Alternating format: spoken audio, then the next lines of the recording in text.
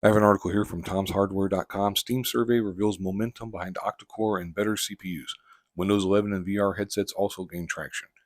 Valve has released its January 2024 Steam survey results, indicating some notable changes compared to December 2023. And it talks some about the GPUs and stuff. Like the most popular GPU is the RTX 3060, then the GTX 1650, and so on and such forth. And talk, again, it expands some. I'll put this in the description box if you want to read it for yourself. Because there's a lot of tech talk here that may or may not be interesting to you. It's not an extremely long article either, but I will kind of gloss over some of the stuff. But it talks about 16 gigabytes of RAM is the preferred RAM quota for 49.60% of Steam users, 23.71 doubling up to 32. And the monitor resolution 1080p is used by 59.7% of users, followed by 1440p with 16%. Safe to assume that this resolution will not change for a while, as users will be keen on using higher performing graphics cards with higher resolution monitors. Even with newer 1440p monitors coming throughout this year, it's going to be a while before we see a visible change with GPUs and monitor resolution. It also talks about just in terms of the VR headsets and stuff. 40% of them are using Steam's VR or using the Oculus Quest 2. While 15% use the Valve Index.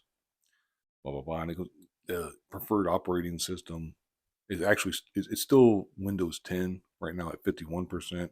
Windows 11 is up to 44%. Overall, 96% of Steam users are on the Windows platform. No surprises there. And it goes on and talks, and that's basically the end of the article. But I just wanted to make this video real quick about 1080p being the preferred resolution. To me, is not surprising in any way, shape, or form. You can get a higher frame rate more often than not with capping yourself at 1080p, despite the fact, some people will scream from the mountaintop that you need 4K. You need this. You need, you need, fill in the blank, whatever it is. They'll talk about, well, 8K is coming down the road and 4K. It's like that's niche stuff. The most people want to get as high a frame rate as possible. Depends on the game, of course. Some games, if you're playing puzzle games and stuff, it may not really matter to you. But if you're playing a first-person shooter or any kind of fast, racing game, any kind of fast twitch action game, you're going to want as high a frame rate as possible.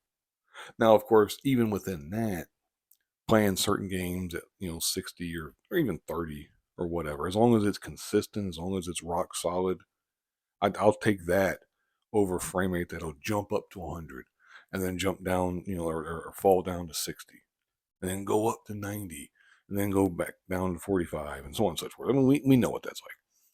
But it's just interesting because it's kind of good to step outside of the bubble every so often when we're all inside of a bubble, because you believe that bigger's better, faster's better, more powerful. It's better. Everything's better. At least, I'll put myself in that category. I'm not sure how many people watching this feel the same way, but I want as big a TV as possible. I want as powerful a GPU as possible, powerful a CPU as possible, so on and such forth. We're always striving.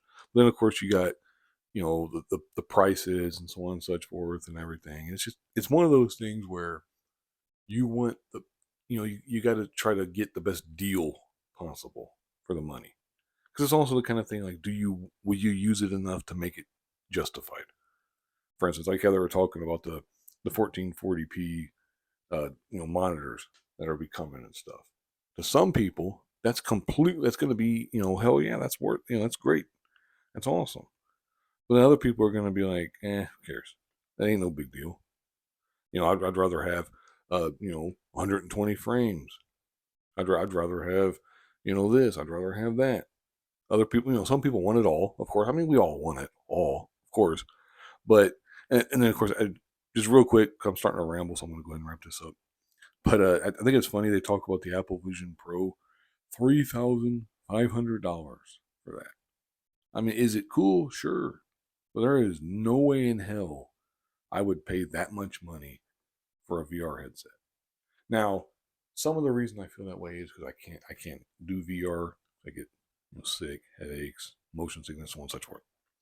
But that's a lot of money, and especially in this economy and stuff. I can't imagine most anybody wanting to buy that thing. But hey, what do I know? There's people out there spending a ton of money on this, that, and the other. So maybe. Anyway, I'm going to go ahead and wrap this up here. I'll link this in the description box. Read it for yourself. There's some interesting stuff in here. They even have some charts and everything. So, but like I said, so if you find this interesting, cool. I mean, if not, kind of give me your thoughts. I'm not sure if you feel the same way about the 1080p stuff and so on and so forth. But anyway, thank you very much for watching, and have a good one.